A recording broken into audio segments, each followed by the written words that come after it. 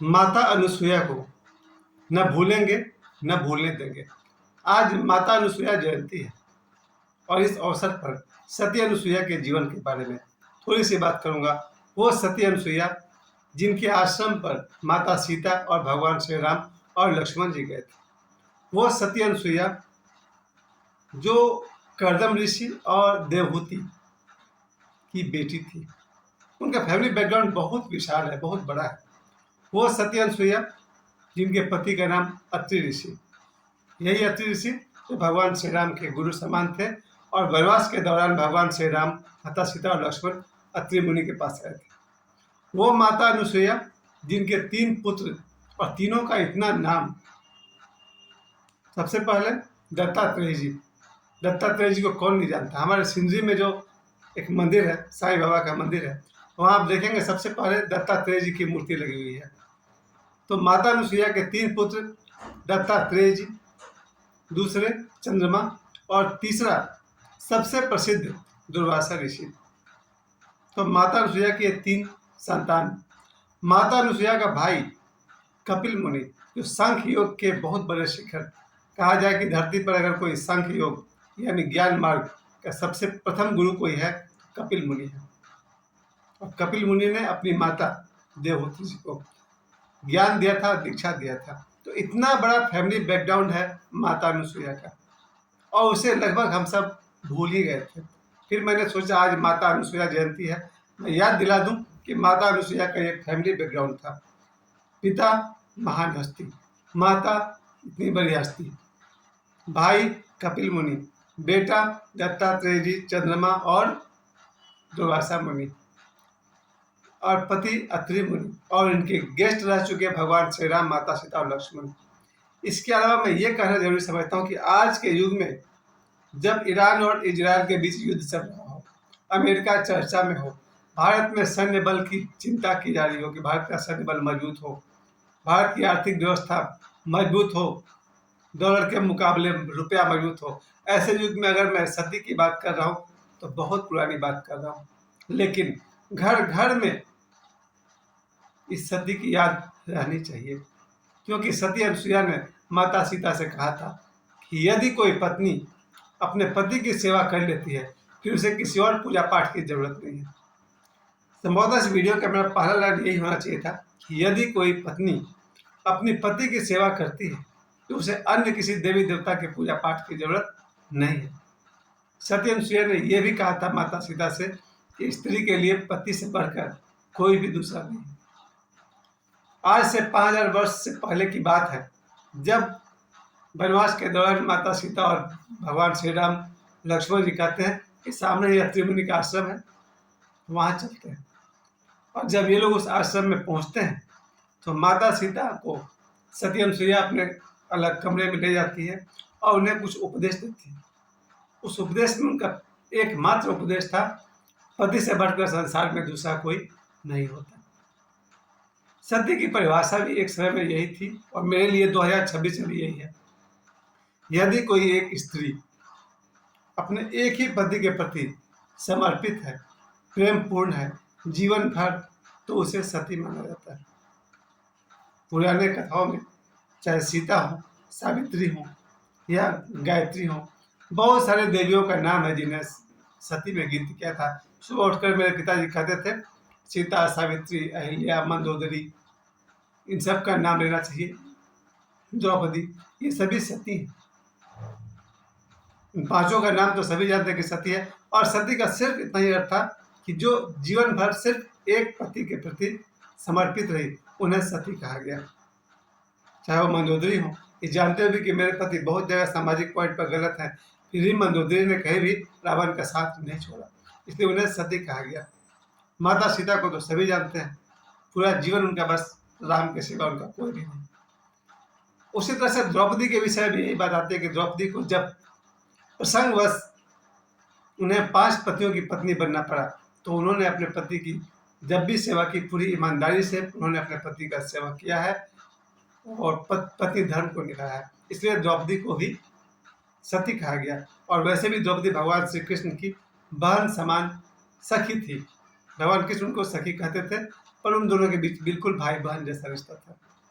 तो माता द्रौपदी को भी सती कहा गया, क्योंकि उन्होंने अपने पति की सेवा बहुत ईमानदारी से, पतियों की सेवा बहुत ही ईमानदारी से किया है। सती परंपरा धीरे धीरे खत्म तो आज भी नहीं हुआ, सती प्रथा खत्म हुआ है, सती परंपरा खत्म नहीं हुआ। मैं अपने जीवन में बहुत सारे स्त्रियों को जानता हूँ जो सती ही है, जैसे मेरी अपनी माँ। मुझे लगता है मेरी माँ को मैं जब से जानता हूँ, बचपन से लेकर उनके जब तक वो जीवित रही, मेरी माँ के लिए मेरे पति की मेरे माँ के लिए उनके पति के सिवा, यानी मेरे पिता के सिवा कोई भी नहीं था।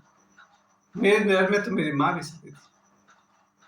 मैं अपने बहुत सारी बहनों को जानता हूँ जिनका पूरा सेंटर है, फोकस है, और उनके पति। मैं ऐसे बहुत सारे स्त्रियों को जानता हूँ जिनके जीवन में पति के सिवा और कोई है ही नहीं, न उनके वचन से, वो है ना, मन वचन और कर्म।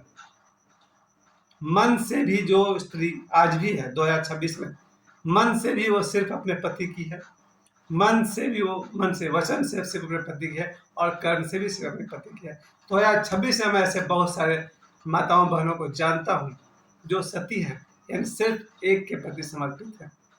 सती परंपरा आज भी जीवित है और हमेशा रहेगा, और मुझे गर्व इस बात का।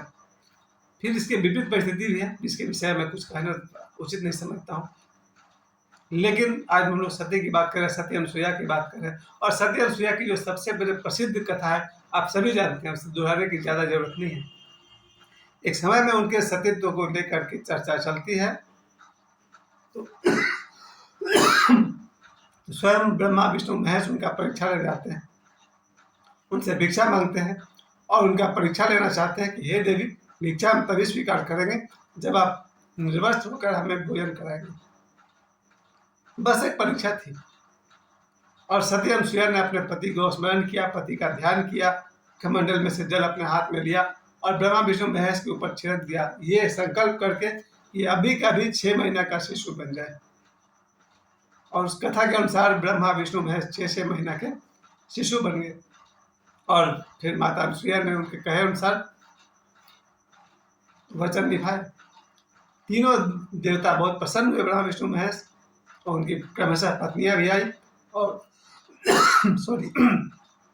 और उन्होंने आशीर्वाद दिया सती अनुसुईया को कि तुम धन्य हो, तुम सचमुच सती हो, हम तुम्हें वरदान स्वरूप कुछ देते हैं। और इन तीनों के तेज से जो आशीर्वाद मिला माता अनुसुईया को, उनका जो पुत्र हुए, उनमें तीनों देवताओं का गुण था। दत्तात्रेय जी, आपने उनका देखा भी होगा, मूर्ति 3 सिर है उनका। फिर माता अनुसुईया के ही पुत्र हुए दुर्वासा, और माता अनुसुईया के पुत्र हुए चंद्रमा। आज मैं दिन में सर्च कर रहा था कि चंद्रमा के माता पिता अगर अनुसुईया और अत्रि मुनि हैं, तो सूर्य के माता पिता कौन है? सूर्य के माता पिता महर्षि कश्यप और माता अदिति। ये जो पौराणिक बातें होती है उसका सीधा अर्थ नहीं होता है, लेकिन बहुत ही गहरा अर्थ होता है, सांकेतिक अर्थ होता है। माता अनुसुईया को लेकर के आज 2026 में मेरी एक धारणा जरूर है कि सचमुच ऐसा बहुत ही शुभ है और अच्छा है कि अगर किसी स्त्री के जीवन में, और विवाहिता नहीं, मैं अविवाहिता की बात करता हूँ, मैं बहुत सारी ऐसे कुंवारी लड़कियों को भी जानता हूँ जिन्होंने अपने जीवन भर में सिर्फ एक से प्रेम किया और एक की होकर रह गई। मैं अपने पर्सनल लाइफ में ऐसे बहुत सी लड़कियों को जानता हूँ जिन्होंने सिर्फ एक को प्रेम किया और उनका ही होकर रह गई। मेरी दृष्टि में वो भी सती है, और ये तो बहुत अच्छी बात है कि जिन्होंने विवाह किया और विवाह के बाद अपने पति की होकर रह गई, वो तो सती है ही। तो मुझे लगता है कि जो लड़कियां किसी एक को प्रेम किया और उसका ही होकर रह गई, वो भी सती है। और सती पर मेरा जोर सिर्फ इसलिए है कि जब कोई व्यक्ति किसी एक से प्रेम करता है, उसके प्रेम में गहराई होती है और उससे आध्यात्म की सबसे ऊंची अवस्था की समझ होती है। जो लोग एक से अधिक लोगों से संबंधित होते हैं, अगर कोई लड़की एक से अधिक लड़कों से रिलेटेड रहे, वो कहीं भी प्रेम की गहराई को नहीं समझ पाएगी। शायद वो 10-20 लड़कों से रिश्ता बना ले, संबंध बना ले, पर प्रेम क्या है उसकी गहराई को नहीं समझ पाएगी। जब तक कोई एक लड़की किसी एक ही के प्रेम में न डूब जाए, तब तक वो प्रेम की ऊंचाई को नहीं समझ पाएगी। उसी तरह जब कोई विवाहिता स्त्री अगर एक से अधिक पुरुषों से प्रेम करने लगे, तो वो पति पत्नी की गहराई को नहीं छू पाएगी।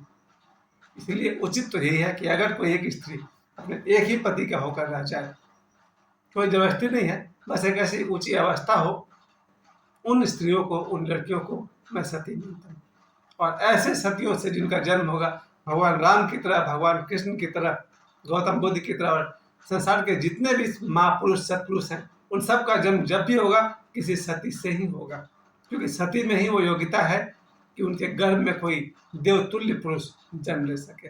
तो आज माता सती अनुसुईया को उनके जयंती पर बहुत बहुत प्रणाम करता हूँ। धन्यवाद।